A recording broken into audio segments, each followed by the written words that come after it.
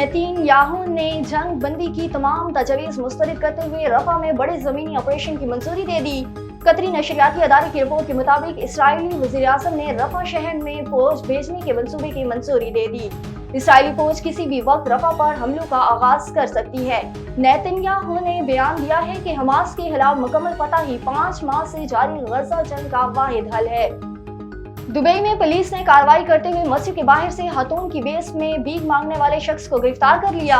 Media reports के मुताबिक Dubai police के general department of criminal investigation ने एक शहरी की जानिब से भीख मांगने की इत्तला पर कार्रवाई की।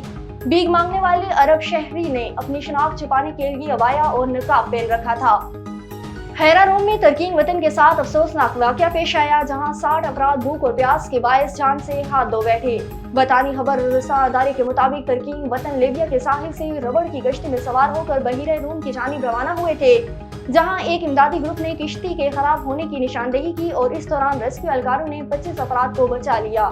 मीडिया रिपोर्ट के मुताबिक किश्ती का इंजन 3 दिन के बाद खराब हो गया, जिसके बायस किश्ती में सवार अफराद वराब और पानी के बगैर अपनी जिंदगी से हाथ धो बैठे।